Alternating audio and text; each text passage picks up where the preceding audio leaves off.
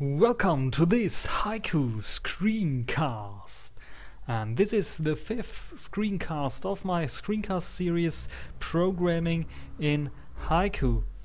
And in this screencast I want to show you how to create a menu bar and how to add some menu items and a menu basically in your application, and how to create an about box basically telling you or your users of the of your application basically what this application is all about, who has written this application and under what license it is. And yeah, before we start digging into programming, I will open up the bbook again here on my desktop 1, and then I will just go to the interface kit because we will use some of the stuff in here. So let's go to our application. This is basically our application where we left off last time. The only thing that I did was just for the hello text. So let me show you how this will look like. For the hello text I changed the y coordinate so that we have some space up here for our menu bar. So what is the menu bar? The best to show you is, or the best to explain to you is to show it to you. As you can see here in our window, we have a menu bar. This is basically the menu bar. So this line basically where you have those menus here, just like the project menu and menu items like add file, remove file, make. And these are basically 3 different classes that are used to create this stuff. The one class is to create the menu bar, another class is to create the menu entry, just like the project here, and the others are just like the menu entries, the menu items basically. So if you go to your bbook, you'll see that there is a BMenu, there's a BMenu bar, and there's a BMenu item besides the BMenu field, which you can also use. But we will use to the BMenu, the BMenu bar, and the BMenu item in this screencast. So as you see, what we first need is of course a menu bar to create BMenu entries. So I will click on BMenu bar, and as you can see here, these are basically the constructors, the two ones, and I will use of course the first one here.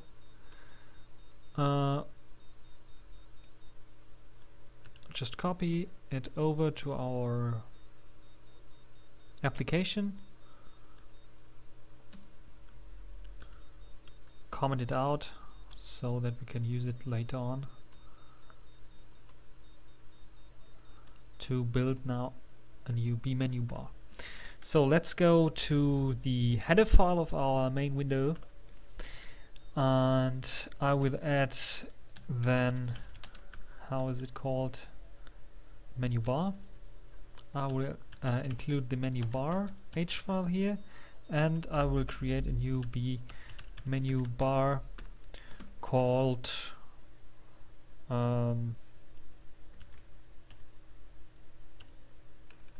main menu bar. So let's copy the name here and go to our CPP file and just create a new BMenu bar. We have to give it a brect. We will use a little trick here again. I showed you the trick earlier with the bounce, so I will create a new brect now. Brect R. I will give it the bounce coordinates basically, and what I will do now is just set the bottom coordinate of our brect with bottom to 20. I think it's 20, the height of the menu bar, as you can see here. So what it will do is just go to, first of all, create a brect R with the coordinates bounce, so basically the boundaries of our window. What we will do next is then setting the height of our bottom of our B-rect basically, because a B-rect is basically a rectangle, and we set the bottom line, or where the bottom line should sit, and this is basically 20 pixels only away from the upper line. So this will create basically the menu bar. So we will use now this B-rect that we created here as an element R basically. We will give it our menu bar a name, main menu bar, of course. We can use then the resizing methods, B follow left right. I think this should be fine. And B follow top, we can use both with this pipe symbol. We can use both flags. And we can set a menu layout, B items in row, for example.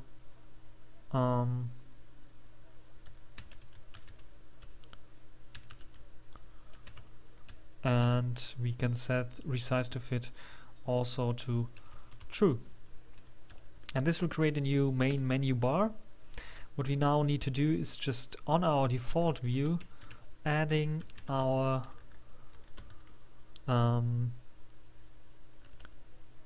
add child main menu bar. And if everything is correct now, I can build and rerun the... Oh, there was an error. There was an error, as you can see here, in our line 37. Main menu bar, B menu bar.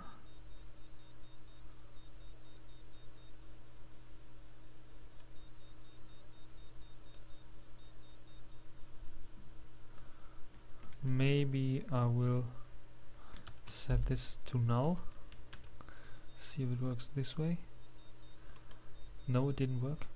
But I have a cheat sheet prepared, so I can just copy and paste basically and see what I did wrong here.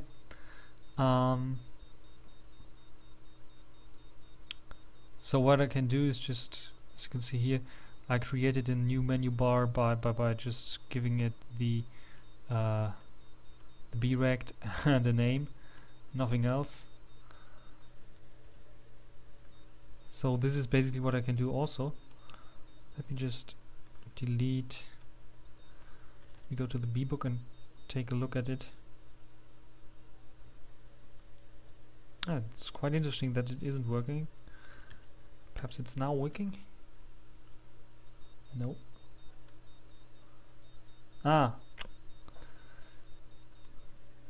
Command back. Undo what I did. I found the error. It is not my constructor.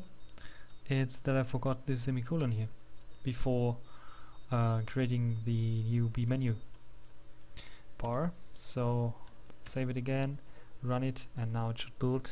And it's running. As you can see, we have our menu bar on top. So what we now need to do is just create an BMenu entry. I'm calling it basically because it's an entry in the menu bar, but it's called basically BMenu and Haiku. So let me delete this comment first, and let's go to the B-book, go back, and there we have a BMenu. And let's take a look at the constructors. As you can see here, there are 4 constructors basically. I will use, I think, the first one because it's the shortest. You can just give it a name, the BMenu, and you can then just set a layout like B items and column. Or what you can also do is just create a BMenu, give it a name, and then give it a width and height. Or just create a new BMenu with a BMessage, or you can create a protected BMenu with a B-rect frame, constructor name, resizing method flags, and so on. So I will only use this one here. So basically, the only thing that I will copy is this here. items and column, and then I will go to our source code. I will go into the header file. I'll create or include first of all the menu header. Then I will create a new BMenu, which is called main menu. Save this one, close it, go to our CPP, main window CPP, and then I will create our main menu as new BMenu, and I will give it the name Hello World, basically. So as you can see here, we have in our editor, for example, the file menu, and we have an about item here.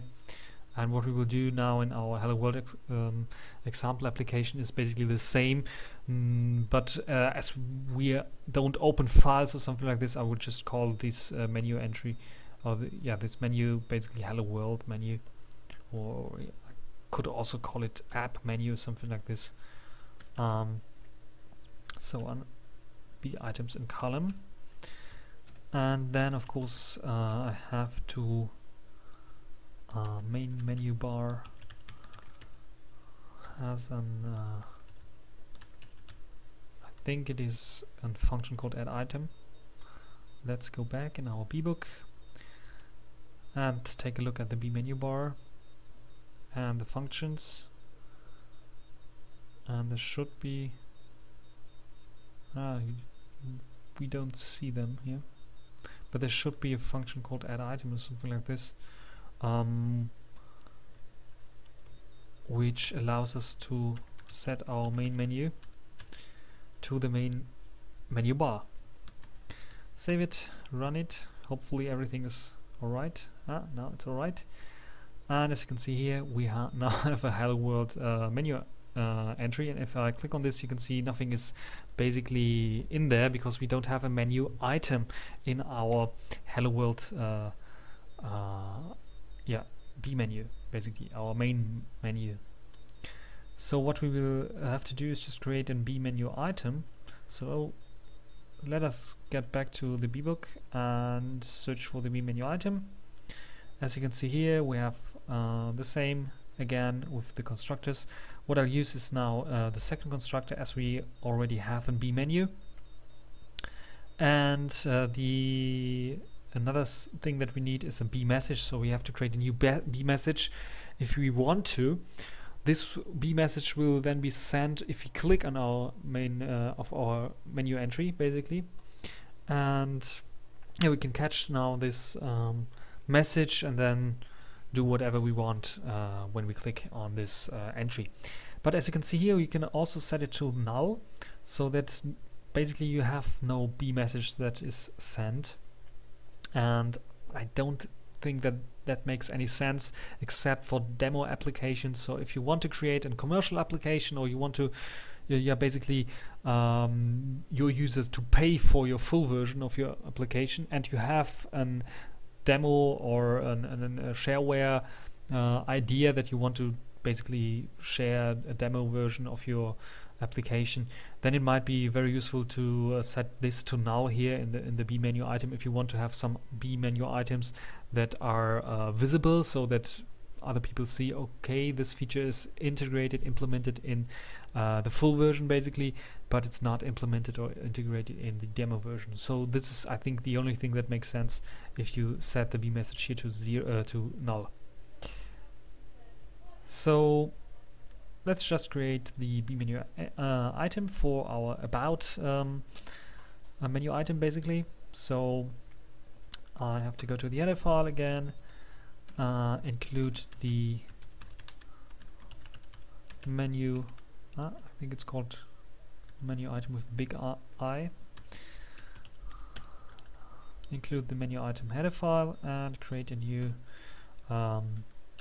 BMenu item called AboutItem, and then let us go back to our main window CPP. I will create the AboutItem here, new BMenu item, And yeah, then I can, let me go back here. Of course I need to give it an name, basically. Cheat sheet again. A name and a new BMessage, of course. So the name should be yeah, about, basically. And the new BMessage that I want to send is about alert clicked or something. About alert show, something like this. So I have to declare or give it a unique identifier, this about alert show, in my enum. I will give it the identifier AB. And yeah, what I now can do, first of all, let me show you the application, how it looks like now. Oh, an error. Again.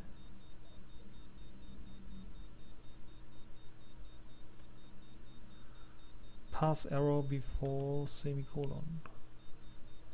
I forgot a bracket here. Now it should work. And as you can see here, we have our BMenu, and we did not add the BMenu item to the menu, so we don't have an entry here. So let's do this. Forgot this, of course.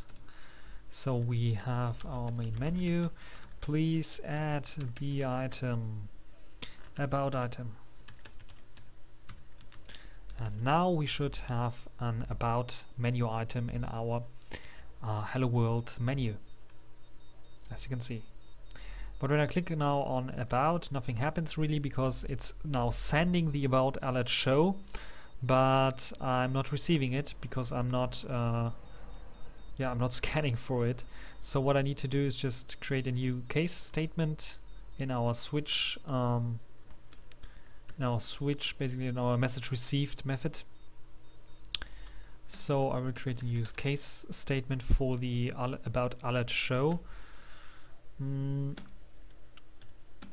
yeah, basically what I want to do is create just an alert box. So I will copy this hello button alert box that we have here above down here. The only thing that I will do is just change the text, so not to hello world alert but to about alert. And a nice little trick for the text is that you can use new line characters and tab characters. So what I want to do is just first of all say the application name, hello world example application, and on the second line I want to print the version number for my application. So I will now use the backspace n, which indicates please break one line or create a new line for the next characters that come. And the next characters are basically the version number, version 0.1.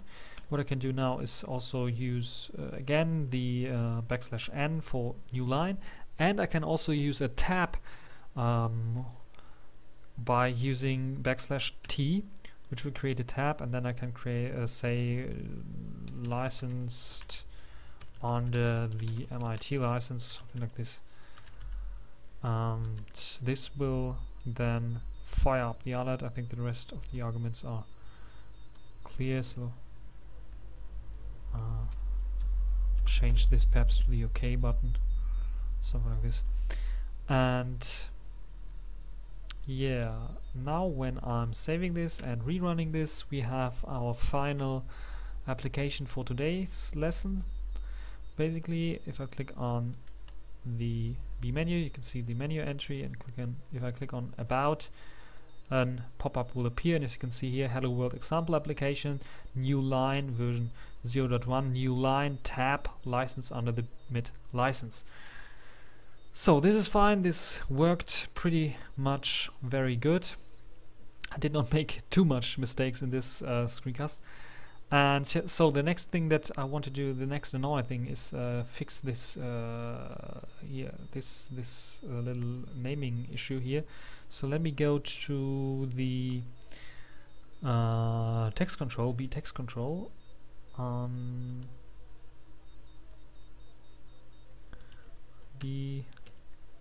Text control. There we have it. And let's see if there's a function which allows you to set the width of the text. I'm not sure if there is one. There's a resize to preferred method, but this isn't working quite nice, as you can see here. Make focus, resolve specific, set alignment, get alignment for the text. I think inside the label or text is aligned to the left boundary of its rectangle. Set divider. Set enabled, of course. Set modification message.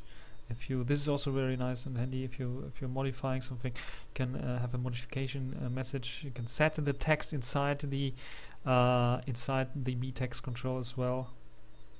This is basically everything. So, just like I thought, we have to do a little trick here to get this right, I guess.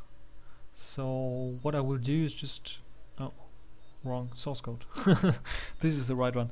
So what I want to do is just the input box, the name, I want to make it a little bit bigger. So what I can do is just set a size. So let's go back to our B-book and let's see which, I think the B control or the B view, I think, has a method called Resize or something like this, which allows us to resize our widget. So let's search for Resize. Oh, I hit reload.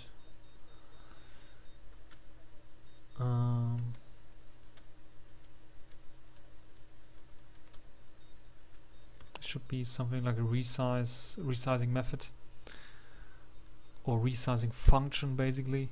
I'm using the word method because normally when you come from object-oriented programming languages, you can use both, basically, or you are basically trained to use the word method. In Java they're called methods, at least. Move to and resize to. There we have a method called resize, or a function called resize to, and then we can resize our widget. So let me use this method here in the input, or for the input box. But after we moved the input box,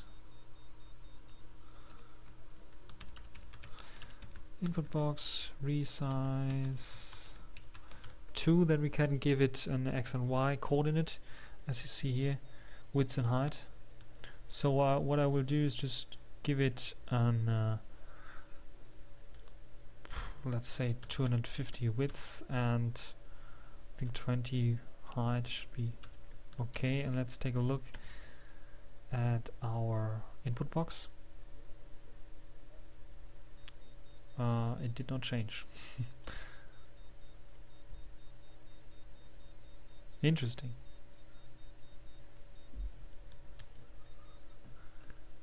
So this is very interesting, as you can see here. So let's give it 450 and 20.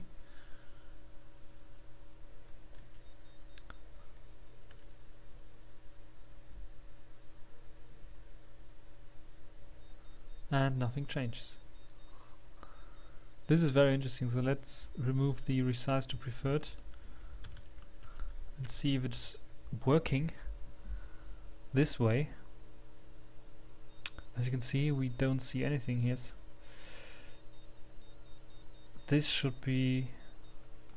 This is interesting, isn't it? So we'll just use the B-rect here to set this correct size, I guess. So let's set it to 0, 0 and then 250 by 20. and I think this should work now. Needs to work. As you can see, now it's working. So the Resize 2 function is also not really working with this widget input box, but as you can see here now, I did this little trick within the B-rect. I just created an or set the size of the B-text control to 250 to 20, as I'm starting from 0 here, and then later on I'm just moving our input box where I want it in our default view. I guess those functions, or this, maybe I did something wrong. All those functions will be fixed very soon, so that they work also with the B-text control. What I did was commenting out the input box resize to preferred method, basically because this was not working right. Yeah. And this is basically our Hello World example application, and this will be, I think, the last screencasts regarding the Hello World example application. So we can now start with a little bit more advanced topics like BMessages, sending BMessages around different applications and different windows. And if you're interested in this and you don't want to create an BMenu or BMenu bar, or you already did this, I can tell you there's a very good documentation on osnews.com. It came, I think, at the beginning of last weekend, or last week it came out. So scroll a little bit down here. I will link it also in the show notes. As you can see here, a programmer's introduction to Haiku OS, and there you can also see an example code, and this one is in particular, first of all you can see an explanation of the theory basically, which is very interesting for us, as I did not tell you much about the theory. And there you have also the fundamentals of creating an application, and there's also an example. You create basically 4 applications, as I can see here, and they're sending different B messages to one another, and this is the example application that they are creating here, and this is very, very interesting. And if you want to start with B messages and sending some different stuff, some more advanced stuff, if you want to work with some more advanced stuff, you can just go through this example. And they're also using the sounds, so as you can see here, they're using some, I guess they're using some sounds, and yeah, this is very informative and very interesting, and yeah, a very nice article about programming in Haiku and about the theory behind programming. Very nice to read. I advise everyone to read this because this is very, very nice. So this is basically everything for this screencast. I hope you enjoyed it, and yeah, thanks for watching. Until the next time.